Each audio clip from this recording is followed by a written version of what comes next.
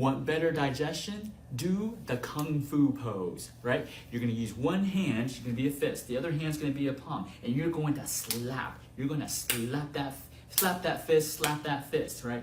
Why? Because there's nerves around this part of the fist that correlate to your digestive tract, to your teeth, your stomach, your large intestine. It's going to improve. You want to improve that digestive system. You can do 30 times, slap it 30 times for one fist, and then switch. Other hand fist, slap this one 30 times, right? And then you're going to add one more thing. You're going to go on your toes and do it. On your toes 30 times. Do this every single day. It's going to last you about a minute, okay?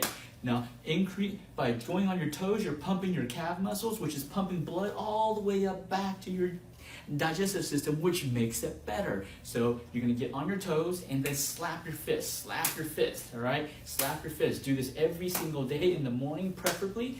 Make sure you follow me on YouTube. Right? I saw introduced on the newspaper, then the first time I came and doctor check up and doctor give me because I've been the car accident, my body a lot of problem, pain, back pain, leg pain, and my hand broken and could not move easy. So I showed that to the doctor and doctor gave me acupuncture. Now I am very strong, more than 1 month already. I am very strong, I feel very good.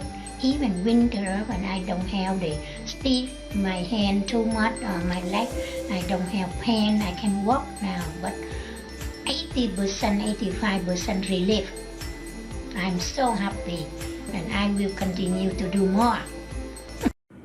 Hey guys, Jimmy Yin here, the neurology acupuncture specialist from Achieve Integrative Health. And today's Tuesday, we're going to do another daily power tips with Treatment Tuesday. So recently we've been getting quite a few like gut problems, patients with gut problems.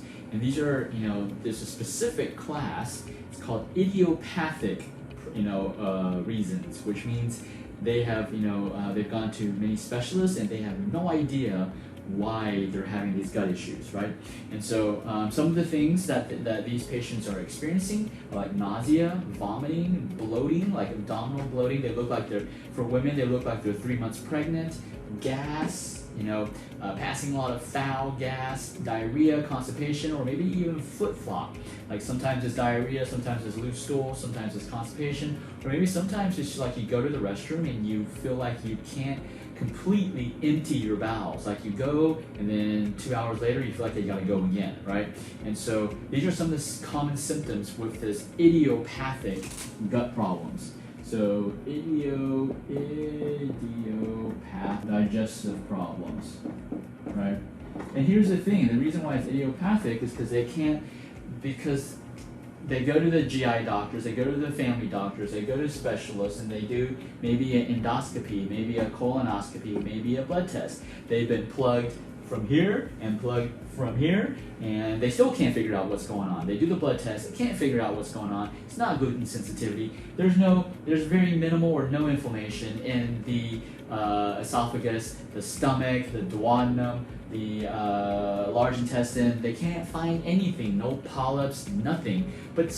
So they tell the patient, oh, nothing's wrong with you, maybe this is just in your brain, or maybe this is, we have no idea what's going on. But the patient still has all of these symptoms, right? So from a patient's perspective, they're miserable. Oh, and fatigue. Fatigue is a common one too. Fatigue, I forgot that. So these are the common symptoms that these patients have been getting from this idiopathic digestion, idiopathic digestive problems, okay? And so what do we do? Are we able to find out the root cause? Yeah, a lot of times we're not able to find out the root cause because these things don't occur overnight. If it did occur overnight, then we would know the cause. If doing all these tests, you would know the cause. But a lot of times they develop over months, over years, and then finally they're erupting. And there's nothing, they can't, the medical diagnostics cannot can't determine what is the root cause. So is that so important? Sometimes it is and sometimes it isn't, right?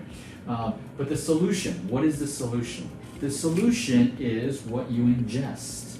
What you ingest will determine these symptoms, okay? So some people are sensitive to food. Maybe they have not necessarily an allergic reaction where they swell up, but maybe they have a food sensitivity.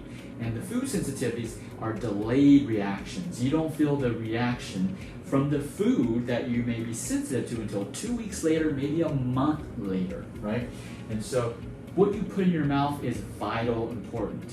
If you put junk in your mouth, then obviously your organs are just getting junk. You put toxins in your mouth, then your body's just getting toxins. And of course, toxins can cause all of these symptoms, right? So what do? We focus, number one, on what our patients are ingesting. So some things that you can do is to do a food elimination diet. A food elimination diet, all functional medicine practitioners, that's probably how they start you off. It's a food elimination diet. So food elimination diet, it's very easy to do. You eliminate food elimination. You eliminate, common foods, common inflammatory foods, and then you slowly add one thing back in, right? It's difficult to do because nobody wants to eat the same thing every single day, and people don't want to, be stuck with eating bland foods. But if you can do it, it can actually give you insight into what may be causing. Maybe it's something that you're ingesting. It may be some food like nightshades. Nightshades is a common inflammatory food. Maybe something simple as a potato could be irritating your gut and causing these symptoms, right? Now, the food elimination diet does help you identify what may be temporarily causing all this inflammation. But a food elimination diet does not solve this problem. Because if you were focusing on just removing foods that you were allergic to or sensitive to, then you will never be able to eat those foods ever, right? So to me, it's not really solving the problem. I know for some people they have to do that, but most people, we don't have to do that. The reason why your body's sensitive to those foods is because your immune system is imbalanced. So to fix that, you have to balance your immune system. So temporarily, you need to stop eating the foods that are causing an inflammatory response. And so that is the benefit of a food elimination diet. Again, food elimination diet can give you data so that in the treatment of reversing this. But eliminating food permanently is not the solution, unless you're okay not eating certain foods for the rest of your life. For me, I love eating, so that's not okay. I want to focus on the root cause. So the food elimination diet still does not address the root cause. It's really a symptomatic relief. It's food elimination diet almost is just like surgery. You just remove an organ. An organ is dysfunctioning, you just remove it, right? So it's not right or wrong, it's just not what we do at Achieve Integrative Health.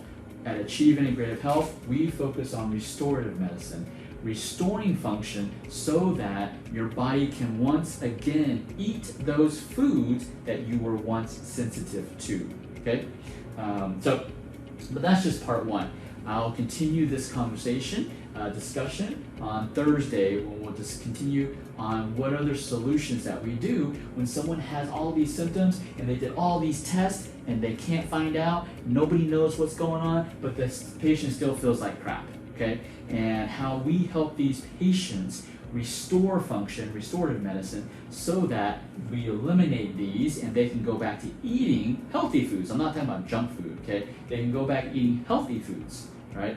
But the first step is to do the food elimination diet so that you can pinpoint temporarily which foods are causing an inflammatory response which can make these symptoms worse. Right?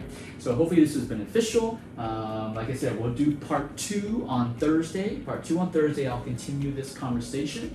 But the first step is food elimination diet, and that's what we help our patients transition to help them resolve this problem. Solve this problem, not just band-aid it, okay? A food elimination diet, if you rely upon a food elimination diet to solve this, you're really still band-aiding the problem, okay? That's not what we do at Achieve Integrative Health. We do restorative medicine, we do Emperor's medicine, Chinese medicine, restorative medicine. All right, guys, Jimmy Yen from Achieve Integrative Health. As always, everything in life is achievable. Yes, you can eliminate these symptoms. Everything is achievable, but it's up to you to get the right information, to follow the right advice, and to implement. take action. All right, guys, let's take action.